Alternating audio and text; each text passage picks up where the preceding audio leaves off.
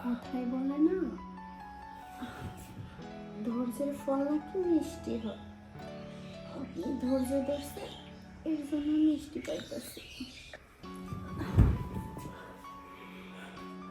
কি ব্যাপার চাচা, হাঁপাই যাইতেছেন নাকি? না দুয়ার আগে যদি হাঁপাই যান তাহলে ম্যাচটা জিতবেন কি করে? না, জীবনে এরকম প্রথম জিনিস পেলাম তো, তাই হাঁপিয়ে যাচ্ছে। কখনো এরকম দেখিনি। আমি কিন্তু পটি বলে ছক্কা চাই। ঠিক আছে, তাই দেব। তবে উইকেট ফেলতে খুব দেরি হবে কিন্তু আমার। কেন? আমি খুব দেরি করে উইকেট ফেলি। যত দেরি তত মজা। শুরু করা যাক। যাক। আসো। খুব ভালো লাগছে।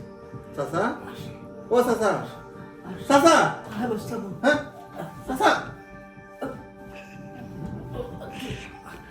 কি হয়েছে তোমার? আমি এখানে কেন?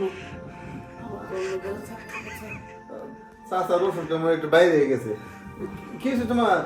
না, কি জানি কিছু স্বপ্ন দেখছো? হ্যাঁ, উল্টা পুল্টা স্বপ্ন। এই শরীরটা দুর্বল তো, এর লেগে মাথায় উঠে কোনো স্বপ্ন হয়। তুমি কোনো চিন্তা করো না, তোমার জন্য ভালো হসপিটালে ট্রিটমেন্ট করার সুযোগ পাইছি। ওইখানে আমার এক বন্ধু আছে, বেশি টাকা খরচ হইব না। ট্রিটমেন্টে এই বাসায় করলে মনে হয় ভালো হবে। হ্যাঁ, বাসায় কি তুমি হসপিটালে সবকিছু পাইবে? পাইবা না। তোর বউ আছে না, খুব ভালো সেবা দিতে পারে। ঠিক আছে, আমার বউ তোমার সেবা যত্ন করবোই, সে তোমার বাঁচতে বউ না। আর শোনো, এই যে এত সরঞ্জাম হসপিটালে, তো ওখানে তোমার বেড বুকিং দেওয়া হয়েছে। ওইখানে কি আর আমি ভালো হবো? শরীরটা কি অবস্থা করছো? তোমার কইছি মাথায় কোনো চিন্তা রাখবা না, সবসময় ঠিক মতো খাওয়া দাওয়া খাবা। এই আজকে তো কি অবস্থা করছো? আমি ঘুমালে মনে হয় ভালো লাগে আমার। কিছু ভালো লাগে না ঘুমালে। কাকা শোনো, আমার বাপটা মারা যাওয়ার পরে তুমি আমার লালন পালন করে বড় করছো। এখন তুমি যদি আমাদের মাঝখান থেকে হারাই যাও, আমরা কারে নিয়ে থাকবো গো?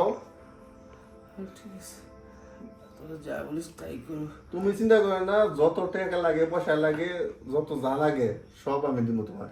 আচ্ছা, আমাকে তোর বউকে একটু খাঁটি দুধ পাঠাতে বলিস, খাবো। আচ্ছা, আমি এখন পাঠাই দিয়েছি। হ্যাঁ,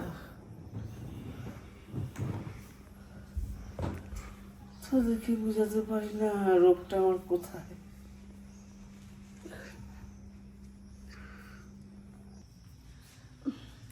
চাচা ডাইছে। নদী, হ্যাঁ তুমি এখানে বসে রয়েছো?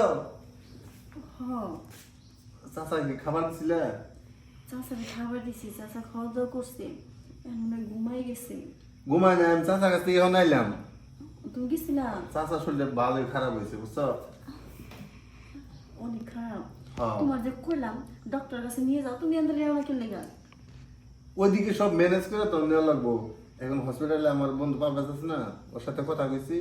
ও কইছে নিয়ে আসো, সমস্যা নেই, যত ট্রিটমেন্ট আছে আমি করাই দিব। আসলে চাচারে দেখলে না আমার শ্বশুরের কথা মনে পড়ে যায়। যদি নাকি সে থাকতো, আমার কত আদর করতো, ভালোবাসতো।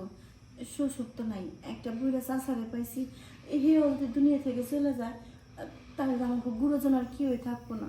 তুমি যত তাড়াতাড়ি পারো চাচারে সুস্থ করো। হ, উনি ছাড়া তো আমাদের আর কেউ নাই।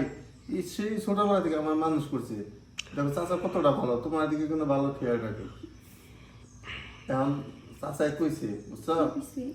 ওই যে তার যে এলাকায় যে সয় সম্পত্তিগুলো আছে, চাচা তো আর সন্তান নাই, ওই সম্পত্তিগুলো তোমার নামে দিব। না, আমার ওইসব কিছু লাগবো না। আমার কাছে যে তুমি আছো না, এইটি আমার কাছে অনেক কিছু। ঠিক আছে, চাচাই ভালোবাসা দিবা চাইতেছে, তুমি নিও, না করে না, না নিলে ও কষ্ট পাইব। তুমি নেও না, আমার নামে দেওয়া লাগবে সব কিছু। না, আমি নেওয়ার কথা, তুমি নেওয়ার কথাই।